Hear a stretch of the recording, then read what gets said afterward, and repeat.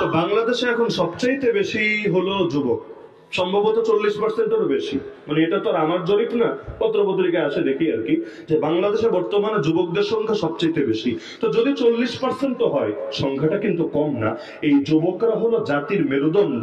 আপনাদেরকে আপনাদের লক্ষ্য থেকে সরানোর জন্য বিভিন্ন ভাবে চক্রান্ত করা হবে। সবচাইতে বড় চক্রান্ত হলো নারী আর মাদক। এটা দিয়ে এখন তো অনলাইনের যুগ, খুব আসানির সাথে যুবকদেরকে তাদের লক্ষ্য থেকে সরানো যাবে। কারণ যে নারীর মজা পেয়ে যাবে, মাদকের মজা পেয়ে যাবে, ইবাদতের মজা তার দিলে থাকবে না। আর ইবাদতের মজা, নামাজের মজাই যদি দিলে না থাকে, শাহাদাতের মজা দিলে থাকবে কোত্থেকে?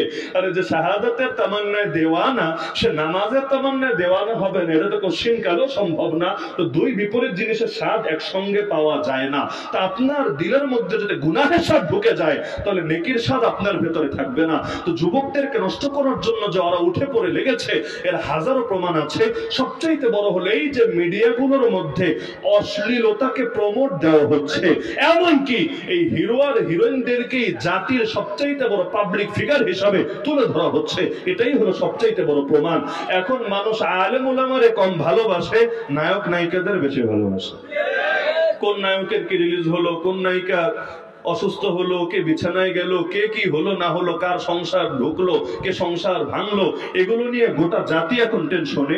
এমনকি এদের জীবনী পড়তে পড়তে আর খেলোয়াড়দের জীবনী জানতে জানতে বীরদের জীবনী জানারও আর টাইম নেই। মোল্লা ওমরের জীবনী কয়জন বলতে পারবে? আচ্ছা, মোল্লা ওমরের দাম কি লিওনেল মেসির চাইতে কম?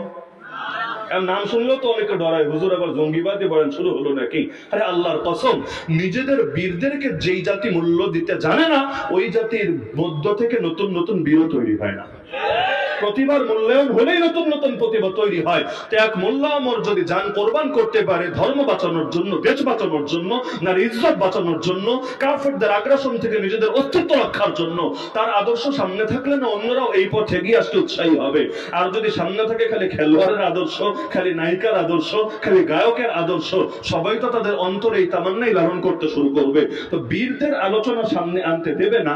আলেম ওলামা লক্ষ লক্ষ লক্ষ লোক জমা করে বিশাল সমাবেশ করলো, পত্রিকার কোন কোনাকাঞ্চিত রিপোর্ট হবে না। আর নাস্তিক দুইটা আইসা একটা প্লেকার্ড নিয়ে রাস্তায় দাঁড়ালেই পত্রিকায় ইয়া বড় করে রিপোর্ট হয়ে যাবে। তার মানে ওরা চাই আমাদেরকে আমাদের মূল থেকে যে কোনো মূল্যে সরিয়ে দিতে। তাহলে কাফেররা আমাদের কাজ করে দেবে না, নাস্তিকরা আমাদের কাজ করে দেবে না, কাফের দেশের যত এজেন্সি গুলো আছে ওরাও আমাদের পক্ষে এসে দাঁড়াবে না। আমাদের কাজ আমাদেরকেই করতে হবে। বাংলাদেশে ইসলাম কায়েম হোক আপনারা চান না? আমরা চাই না? জিজ্ঞাসা যদি করেন দেখবেন পুরো বাংলাদেশের অন্তত মুসলমানদের 70-80% মানুষই আপনার সঙ্গে একমত হবে যে হ্যাঁ আসলে আমরা ইসলাম চাই, আমরা ইসলামের শরিয়া চাই। এমনকি যে যেই দল করুক, রাজনৈতিক দলও যাই হোক, আপনি জিজ্ঞাসা করেন যে তুই বলতো যে ইসলামী শাসন উত্তম নাকি ব্রিটিশদের শেখানো সেই পদ্ধতির শাসন উত্তম? তুই বলতো আল্লাহর দেওয়া আইন উত্তম নাকি মানুষের মাথা থেকে বের হওয়া এই মন গড়া আইন বেশি উত্তম? যে কাউকে জিজ্ঞাসা করেন না, সবাই বলবে আল্লাহটাই উত্তম, ইসলামেরটাই উত্তম। আল্লাহর সঙ্গে যেমন মানুষের তুলনা চলে না, আল্লাহর দেওয়া শিক্ষা আর মানুষের বানানো শিক্ষাও এক হতে পারে না। যেমন আল্লাহর দেওয়া শিক্ষা বাস্তবায়ন হলে ব্যাংকগুলোকে সুদের উপর চলতে পারবে, বিমাগুলোকে সুদের উপর চলতে পারবে, শেয়ার বাজারকে সুদি কারবার নিয়ে এই রকম দাঁড়িয়ে থাকতে পারবে? পারবে না। তাহলে আপনি যদি ইসলামের কথা বলেন, তাহলে বাংলাদেশের অর্থনীতির মেরুদণ্ডটাকেই আমূল পরিবর্তন করতে হবে। কারণ এই দেশের অর্থনীতি দাঁড়িয়ে আছে সুদের উপর। ইচ্ছে অনিচ্ছে আপনাকেও সুদের সহযোগী হিসাবে দাঁড়াতে হচ্ছে। তাহলে ইসলামটা উত্তম হবে না এই সুদী সিস্টেমটা উত্তম হবে? আরে বলেন না কোনটা উত্তম হবে? তো সবাই যদি চাই যে আসলে ইসলাম আসুক, ইসলাম উত্তম, ইসলামটি উন্নত, বিশেষ করে কোর্ট কাচারিতে আমাদের মতো যাদের মামলা আছে আর কি, অনেকে তো মামলা চালাতে গিয়ে জায়গা জমি হারিয়ে অসহায়, অনেকের তো এক জীবন শেষ হয়ে যায়, বুড়া হয়ে কবরে চলে যায়, তবুও মামলা শেষ হয় না, এটা নিয়ে গোটা জীবনটা কেটে যায়।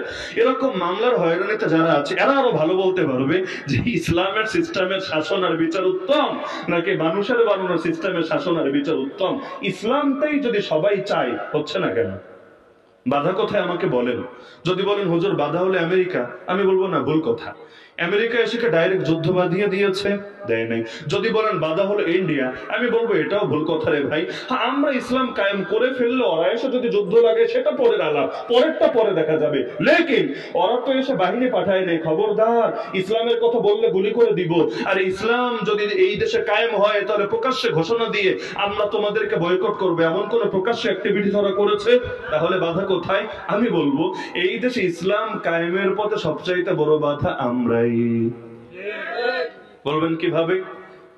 কিভাবে? এটা হাজার হাজার উদাহরণ আমার কাছে আছে।